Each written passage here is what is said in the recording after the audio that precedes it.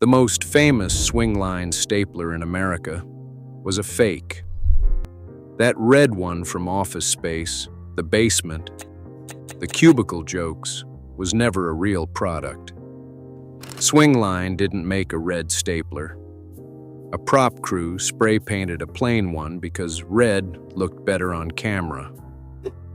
The object that became the symbol of the American workplace didn't exist. Somebody invented it for a movie. Here's the part that should bother you. That movie came out in February of 1999. 1 month later, the actual Swingline factory in Long Island City, Queens, real people who made real staplers for 74 years, locked its doors forever. 450 jobs, gone. The largest single job loss in New York City history, caused by NAFTA.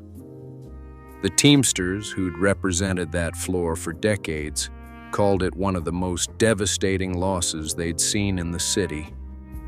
And it gets colder. The company, by then a division of ACCO Brands, moved the work to Nogales, Mexico to pay less.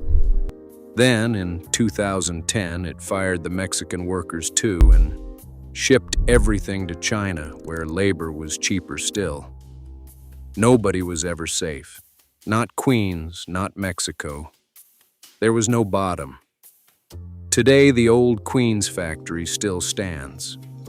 You know what's inside it now? A company that rents props to movie studios.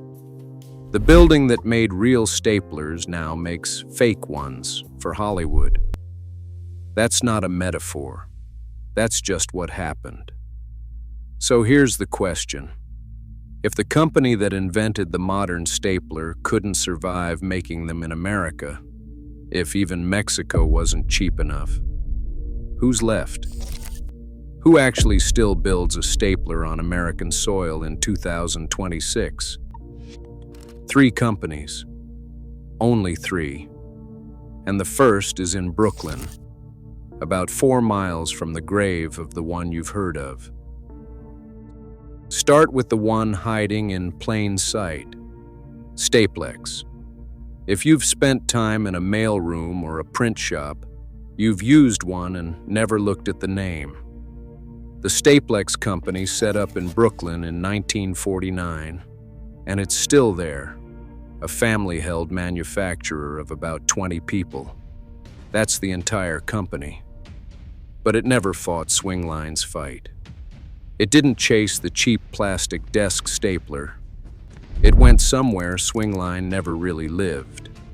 The electric stapler. Staplex holds the first patents the U.S. Patent Office ever issued for an electric stapler. Not one of the first. The first. Instead of racing to the bottom, it built up. Heavy duty, high volume, the machine that binds 1,000 booklets an hour. Today, that line runs to more than 75 electric models. The company calls itself the Electric Stapling Specialist, and it earned the title. But here's what almost nobody knows. That same little Brooklyn shop also makes nuclear air monitoring equipment. In the 1950s, through the U.S. Atomic Energy Commission, Staplex built a high-volume air sampler, a device that detects radioactive and environmental particles. It's now used in more than 115 countries.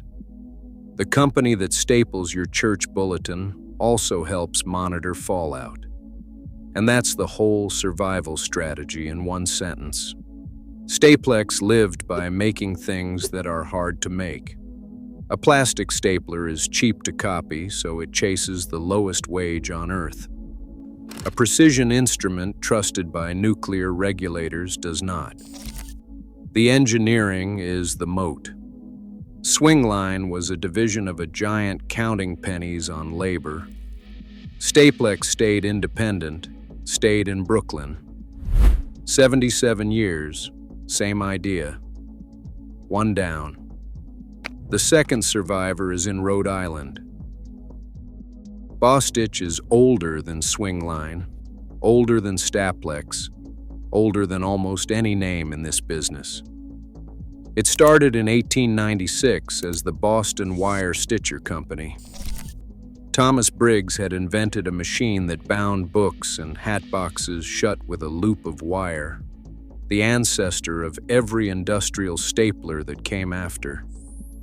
The name got shortened to the way people already said it, Bostitch.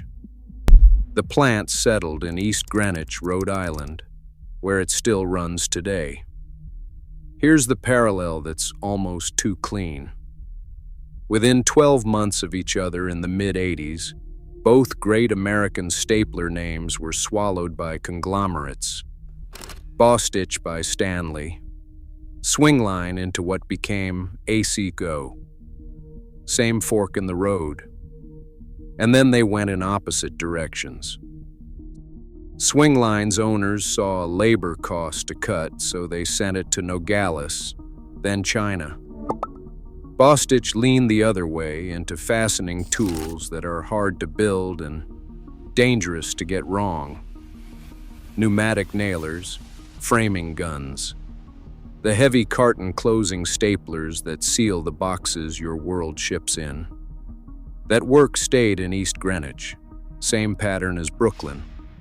The disposable stapler leaves, the serious tool stays. When a product fires under air pressure and a failure means an injury, the engineering is worth more than a few dollars saved on labor. So it gets built here. Bostitch has been at it for 130 years. It watched Swingline leave. It's still in Rhode Island. 2 down. The third is the strangest, because it didn't survive the fall of the American stapler. It was born from it.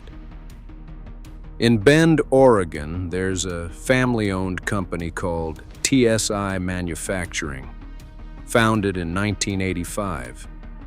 For more than 25 years, TSI made staplers for the big brands. It was the factory behind the label, and one of the brands it manufactured for was Swingline itself.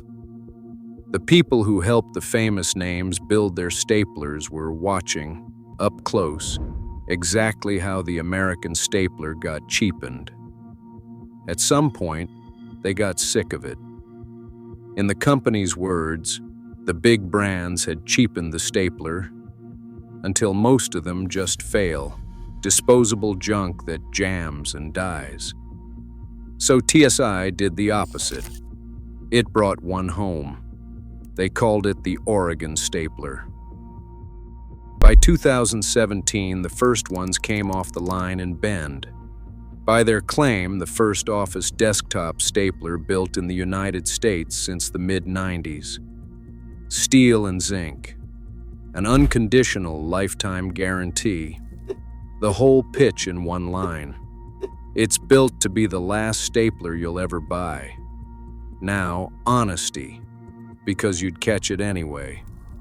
Built in USA here has an asterisk. Some parts still come from TS Wine's operation in China. What happens in Bend is the assembly, the testing, the packaging, by hand, by a handful of American workers. It's not a pure, every atom American stapler. In 2026, almost nothing is. But it's a real stapler, put together by real hands on American soil, by a company that decided quality was worth coming home for. 3 companies, Brooklyn, Rhode Island, Oregon. That's the whole list. So let's go back to Queens, because the story ends where it started. The Swingline building still stands on Skillman Avenue. 74 years of staplers came out of that place.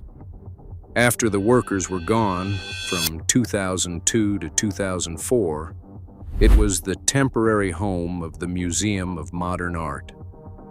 The factory floor became an art gallery, and today it's leased to companies like Newell, a business that rents props to film and television. Sit with that. The building that once made a real, useful object by the millions now helps make the fake ones you see on a screen. It's the same journey the red stapler took. From a real thing people built to a prop somebody painted, told in bricks. And the workers? The largest single group of New Yorkers ever put out of work by NAFTA. The Teamsters fought for them, promised retraining that mostly wasn't. Most just absorbed the loss quietly, and the neighborhood moved on to luxury towers and coffee bars. Here's what the three survivors teach us, though, and it isn't a sad lesson. A nuclear instrument maker in Brooklyn, a 130-year-old tool company in Rhode Island, a stubborn family in Oregon that got tired of watching quality die. None of them survived by being the cheapest.